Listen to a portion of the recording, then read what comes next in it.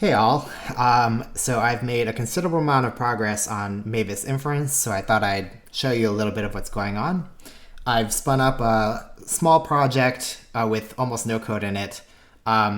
It's got Mavis's dependency and Mavis inference, and kind of importantly, I've configured Mavis to use Mavis inference as the inference engine, but I will say that this is going to go away in Mavis 0.0.2 because I think this is terrible. And it really goes against what Jose has been trying to do with getting configuration parameters out of libraries, except when you really, really want them for some particular reason. Okay, so let's spin this up, and I'm going to start an interactive terminal so that we can kind of play around with this playground in real time. So I'm going to do first is I'm going to make a function add, which takes two variables, and then we're going to add them. And there we go. So obviously, if I recompile this, so we can do playground.add 3 and 4. And so let's take a look at the type of this. So currently, this doesn't do any type checking. But what I'm using to sort of make sure that I'm making some progress is the type inferencing engine. And the way that type inferencing engine works for now is that it goes through the Mavis type.of function.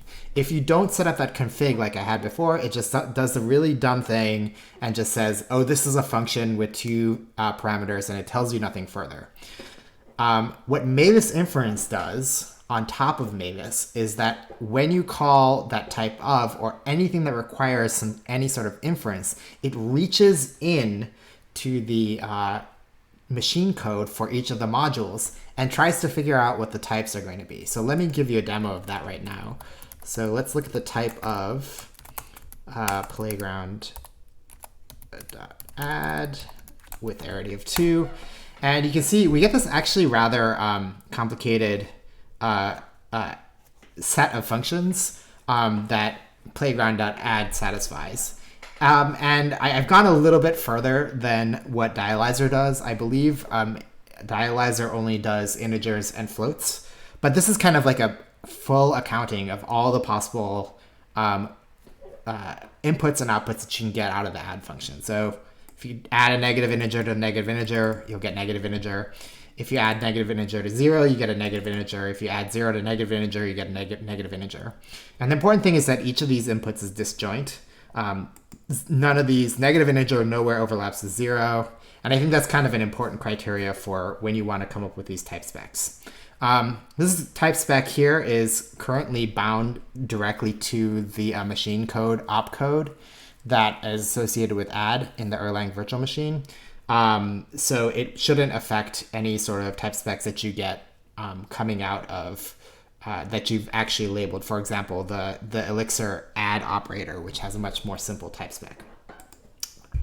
Let's look at another function. So we're going to do size. Let's call this bit size because that's what it really is. And then it takes this bit string, and then we'll do erlang.bit size of s. Okay, so this function doesn't exist yet, so let's recompile.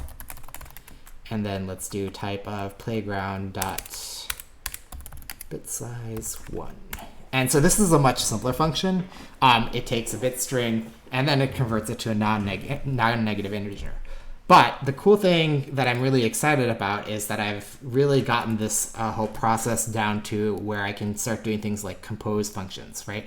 So let's make a composed function, which takes two parameters, and then it goes from, it adds a to the erlang.bit size of b. Okay, and then let's recompile that. And then let's do type of playground.comp2.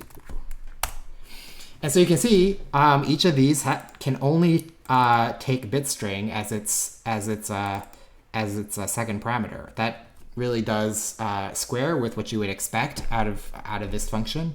And so effectively what we have here is something that is a lot similar to how Dialyzer does success typing. And I think that from this is a really good starting point, even though I only have 2 opcodes programmed.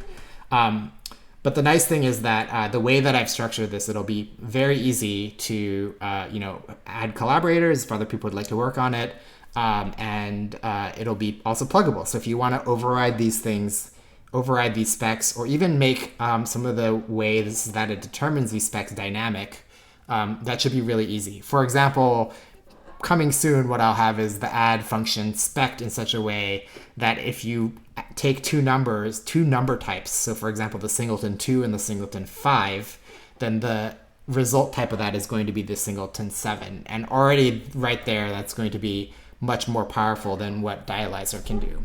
Don't know if it'll necessarily be useful, but I can think of some nice ways that with a pluggable system, you'll be able to do some really interesting things, like have much more intelligent type specking for the enum type.